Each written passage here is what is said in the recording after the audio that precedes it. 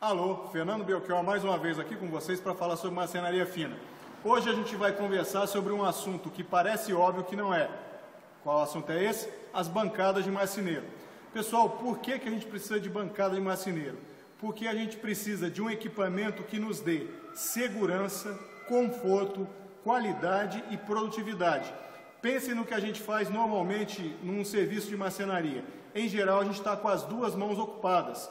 Ou a gente está usando uma ferramenta elétrica, por exemplo, uma tupia, ou a gente está usando, por exemplo, um formão e uma moça ou um martelo. Se a gente precisa das duas mãos ocupadas, a gente tem as duas mãos ocupadas, a gente precisa que alguém segure a peça para a gente, segure e apoie.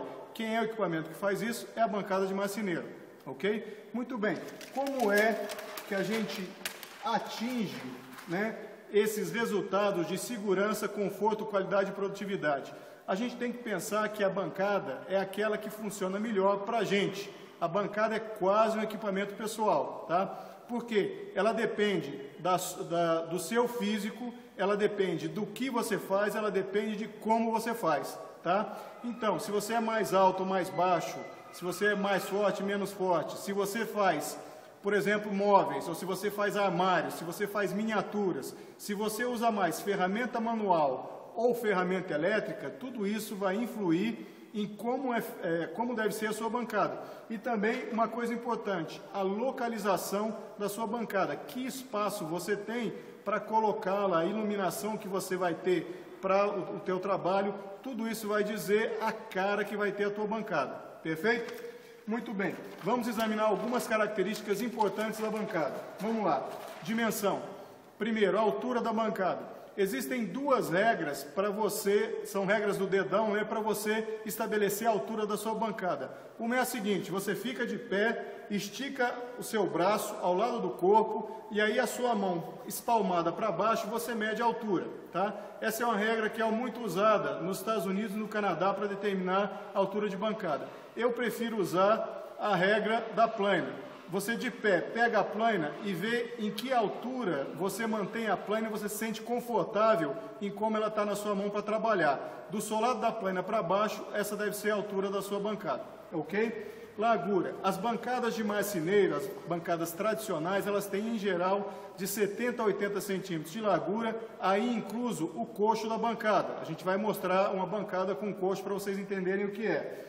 E o comprimento, em geral, em torno de 2 metros para a maioria das aplicações. Existem aplicações nas quais é necessário bancadas específicas, por exemplo, pessoal que trabalha com armário, com coisa muito alta, em geral tem bancadas mais baixas e maiores, ok? Outras especificações importantes para a bancada. Primeiro, é muito interessante que ela seja construída com madeira estável, ou seja, madeira que já está em equilíbrio em termos de umidade com o meio ambiente, porque senão você vai construir, compra a sua bancada feita com madeira verde e ela vai trabalhar com o tempo, isso não é bom para os negócios. Segundo, o tampo da bancada, ela tem que ser construída de tal forma que o tampo seja plano e que ele esteja nivelado em relação ao chão, porque o tampo da bancada é ao mesmo tempo uma referência. Terceiro, que a bancada seja feita, pessoal, de madeira pesada, porque madeiras pesadas de grande densidade garantem resistência e garantem peso, e peso é uma característica importante para a bancada. Quarto, rigidez. Não imagina você trabalhar planando uma peça e essa peça se mexendo para lá e para cá, tá? Não vai ser legal, você não vai ficar satisfeito. Então é necessário que a bancada seja extremamente rígida.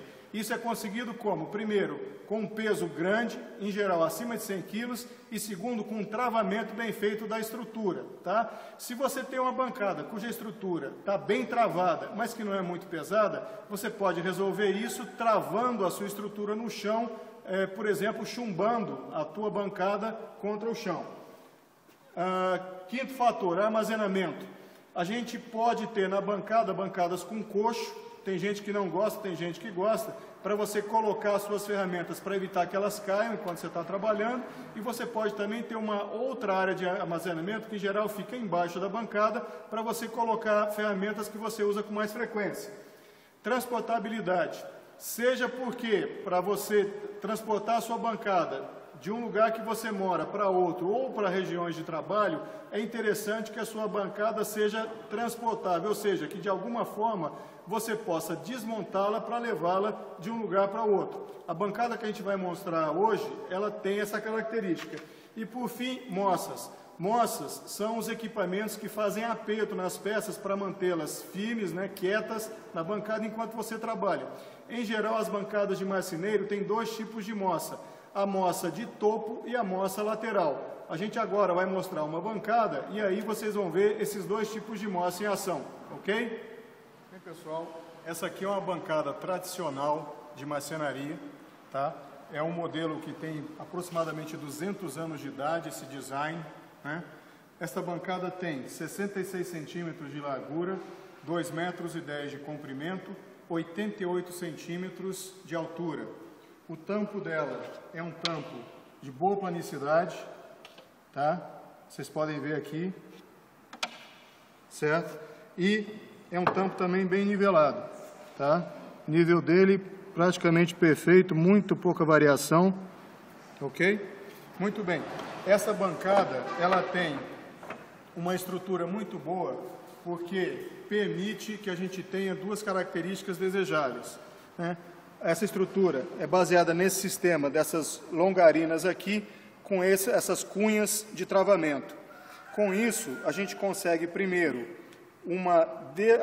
a estrutura da bancada é desmontável, então essa bancada toda ela vira um pacote de 30 centímetros de altura, fácil de transportar. E segundo, eu tenho uma bancada com uma estrutura extremamente rígida.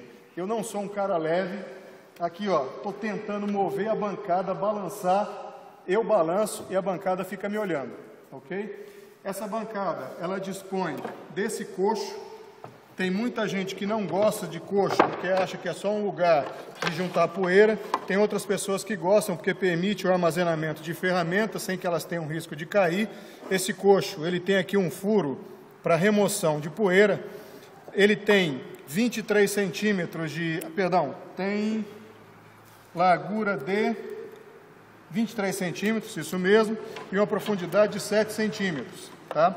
Além do coxo, essa bancada dispõe desse espaço de armazenamento aqui embaixo, que usa a própria estrutura da bancada para permitir a construção desse, digamos, armário. Além disso, a bancada, ela conta com duas moças, essa moça de topo aqui, tá certo? Cuja utilização nós vamos mostrar, e essa moça lateral, ok? Então, vamos ver como é que a gente usa as moças, né? No caso da moça de topo, uma das utilizações mais frequentes da moça de topo é para eu travar peças compridas para poder plainá-las. Eu tenho aqui os mordentes. Os mordentes são usados para fazer o travamento da peça e eu vou mostrar agora como é que isso é feito. Coloco um mordente aqui, o outro mordente aqui, prestando atenção na posição do dente de travamento dele, né? Este aqui virado contra o outro, né? Vocês podem ver aqui. Vou pegar uma peça que eu escolhi propositadamente por ser uma peça bem fina, para mostrar aqui, mesmo num caso como esse, em que eu tenho uma peça ultra fina, eu consigo trabalhar com ela. Vou ajustar a posição do mordente para ficar abaixo da espessura da peça.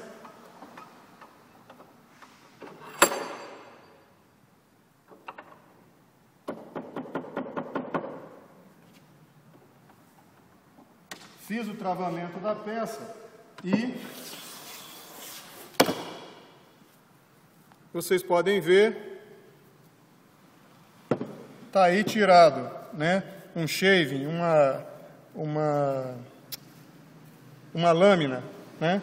Dessa peça ultra fina. Essa é uma primeira utilização da moça de topo. Outra utilização da moça de topo, quando eu quero trabalhar alguma peça na vertical, como é o caso aqui, né? Eu travo aqui bastante e consigo trabalhar com a peça. Outra utilização frequente da moça de topo, se eu quero fazer, por exemplo, uma colagem. Eu tenho, por exemplo, duas peças, né, que eu quero colar, qualquer que seja o sentido da colagem, e eu coloco aqui e aperto. Ok? Muito bem. Além da moça de topo, como eu falei, a gente tem a moça lateral. A moça lateral também se presta a travar peças na vertical. Neste caso aqui, por exemplo, digamos que eu tenho essa peça aqui que eu queira travar. Como a moça, no acionamento, se eu colocar a peça de um só lado, ela vai travar inclinada, não vai me dar um bom travamento, então o que eu faço? Eu coloco uma peça, usando o eixo de deslizamento, eu coloco outra peça da mesma espessura, e aí eu posso fazer o travamento da minha peça sem problema. Tá certo? Essa aqui, que tem a mesma espessura dela, ela compensa o aperto. E uma outra utilização, por fim, da moça lateral, para eu trabalhar com peças compridas, como é o caso que eu vou mostrar para vocês agora. Então, por exemplo, tem essa prancha aqui, né? Eu peguei uma prancha de tamanho não muito grande, mas eu podia trabalhar com uma prancha menor e vou travá-la aqui, né? E aí, com a plaina,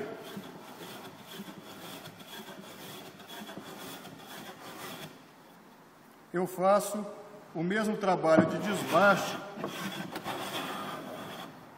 Vocês podem ver aqui, né, os shavings, o cavaco, né, sendo tirado,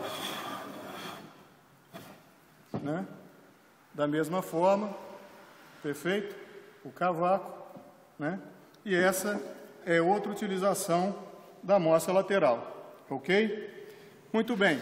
Se vocês tiverem alguma dúvida adicional, alguma pergunta, mandem para a gente via Facebook, Fernando Belchior Marcenaria Fina, ou então no nosso canal do YouTube, Fernando Belchior Marcenaria Fina, ou então um e-mail para fernandoresponde@uol.com.br, ok? E aí, vamos juntos?